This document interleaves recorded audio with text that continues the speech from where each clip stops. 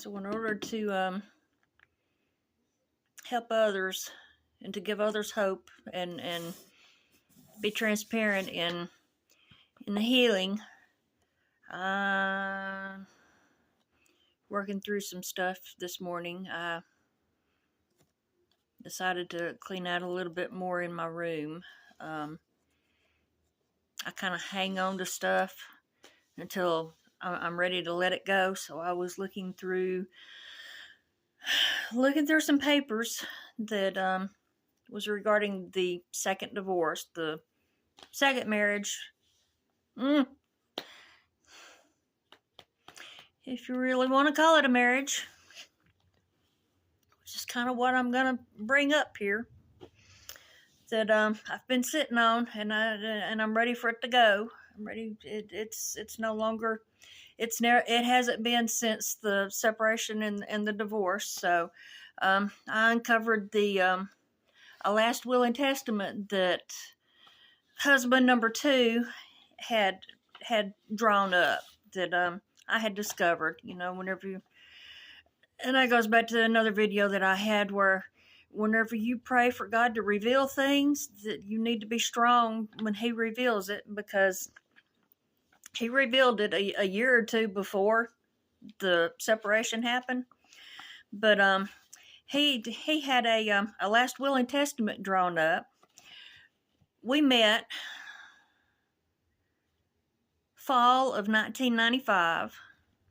He proposed December of 1995, and I said yes simply because there was a soul tie, even though there were red flags, and it didn't dawn on me until after we were already married that his divorce was official a couple of days before he proposed. I should have threw things up, but he proposed December of 1995. We moved in together February of 1996, and we were married June 28th, 1996. So June 28th, 1996, we became husband and wife legally in marriage.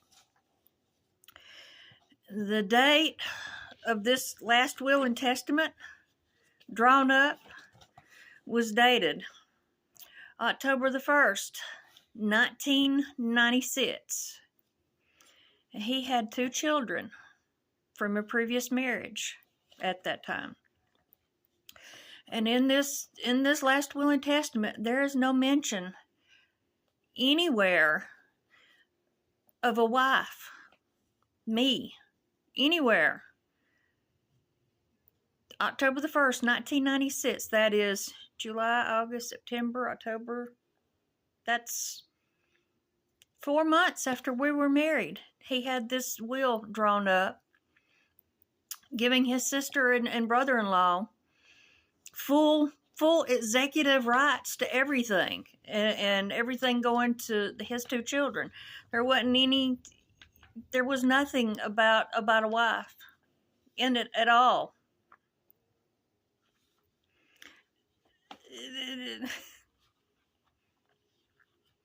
And I struggled with it. I struggled with it when I found it. But I found some more papers that I never really was part of him. I never was a wife to him in his eyes. I probably should have never made it as far as I made it.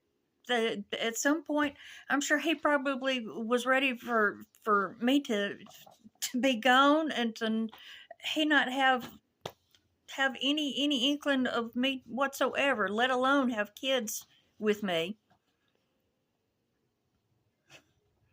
And with him,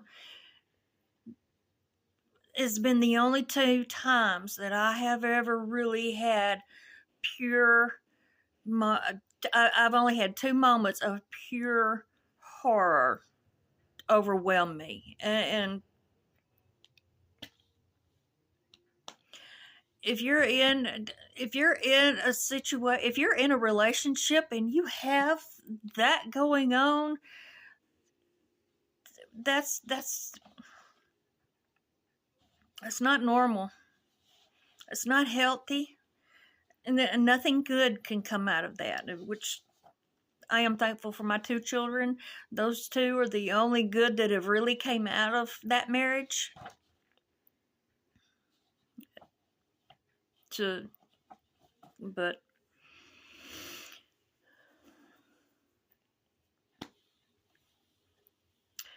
before the separation in 2010, which there were other things that went on in 2010, and it was with my oldest child. Things got revealed with him his senior year. And he obviously, the husband at the time in December of 2010, obviously got into something, because I uncovered, because I was not he said that I was the reason that there were problems going on with the finances, and that he didn't trust the finances. So he took the finances over a couple of years before he went into recovery, and I had to take them back over. And I very willingly handed them over to him. Because if he's going to accuse me of I'm the reason that there's never any money, even though he was pulling 20s and 30s out every few days for his alcohol and whatever else he was doing his addictions in, I was going to let him have it. I didn't want none of it. And it wasn't until he sat down with his brother-in-law, when his brother-in-law informed him to give me an allowance of $200 for me, that I was comfortable with he could have that. I was done trying to stress over it. Let him have it. But because he had the finances, and because he did the bills and all, this credit card statement that I uncovered, that I'd still been holding on to, and I'm putting my pieces together, and I'm making my peace with it, and I'm putting it out, and I'm removing it out of the house so I can proceed and I can continue. But it just shows me how much was pulled over on me, and how much I swallowed and chalked up to believing, like an idiot, believing what was told me, even though deep in my gut, deep down inside, everything was up against it. Because there's a charge on here from December 10 to a Just Ask Lawyers, Just Answer Lawyers. That's December the 10th. Well, my Christmas present for 2010, just a couple of weeks after that, was a note from my husband at the time, saying that that I deserved a sober husband. And of course and I was like, I'll believe it when I see it, because he had already promised it so many times before that it just kind of, it didn't carry any weight anymore. Well, December the 29th, there's a $700 charge to a law firm in Tennessee, where the ticket that I found, or the police citation that I found in his briefcase, because I was God prompted him in rehab, and I found the ticket, I found the citation, and it was for transporting some things illegally, and I'm pretty sure he was on the job when he was transporting, and it just hiding things. I never. It's men like him that gives a relationship a bitter, hateful thought, because it just, all that I put up with, and I pushed and I pushed, and I was the one that was pushing for the relationship to work. I was the one pushing for the marriage to work. I was the one that was putting it all in. I was the one that was cleaning all the messes up. I was the one that was making all the excuses. I was the one that was a complete shell because I shrunk myself in order to make and try to encourage and to try to make him be a better person.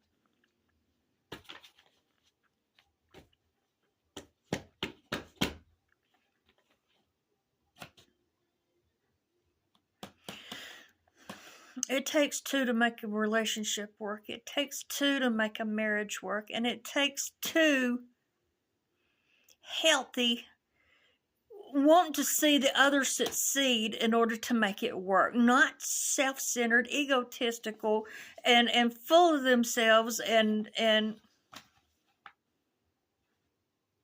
know, the fact that there was a last will and testament 4 months after our marriage, and there's no mention of me as his wife or anything to take care of me as his wife, because he put the whole everything, finances, the house, everything was all to her.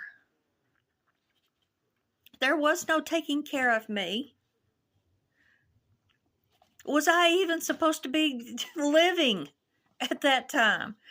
Was I even supposed to be alive? Just.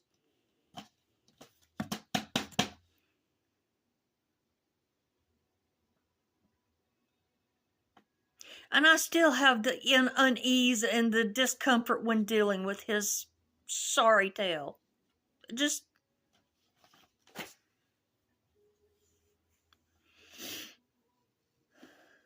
No person should have to go through a marriage or a relationship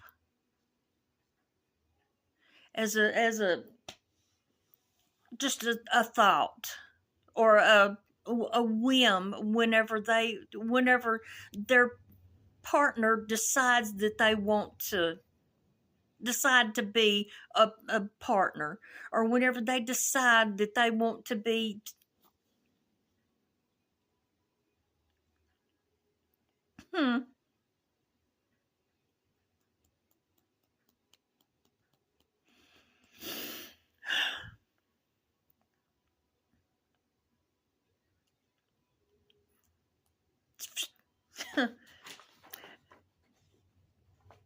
and to think that I went into I went to counseling thinking that it was all me. Fortunately, I worked on me. I worked on me to the point to where whenever it got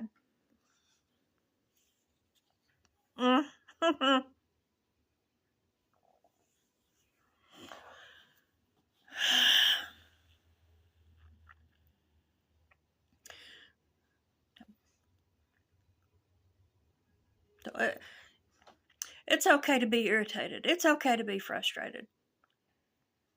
And it's okay to have questions. But it's not okay to be treated like like you don't matter, and like you're just a piece of garbage that can be tossed around and tossed up in the corner, and a verbal punching bag, or to vomit their emotions or their frustrations all over.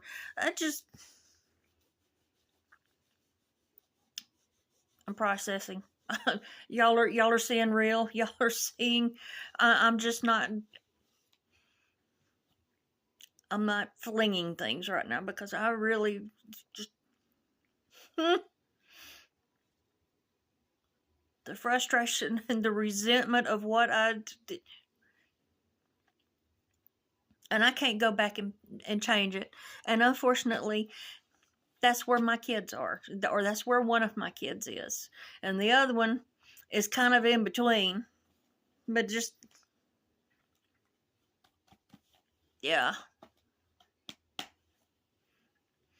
So we women kind of get, and I'm sure there's some men out there too. But right now, I'm just on the women's side because it's just,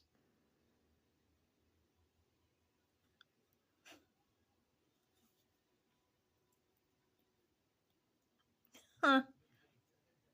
It's just,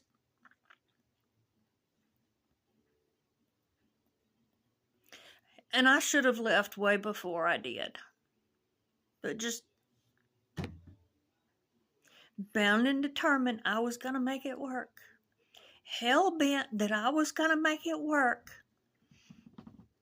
That I could prevent everything. That I could take care and maintain and nothing else, and the reason the reason my kids ended up with loft beds. That way they was up high. But that's a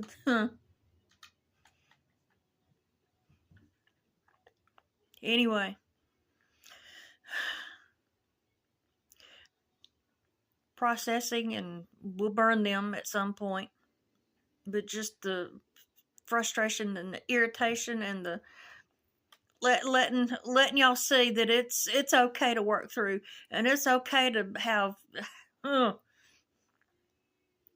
and it's not all sunshine and rainbows all the time. But God, He takes the good, the bad, the ugly, and makes it all at some point somehow. But there's still, He's made in God's image. He may not be a child of God, but He's made in God's image, and at some point in time, He may change, and He may. But just, yeah. Sometimes you gotta, yeah. Process through the hate and the frustration and the irritation and the resentment. And that's where I'm at right now.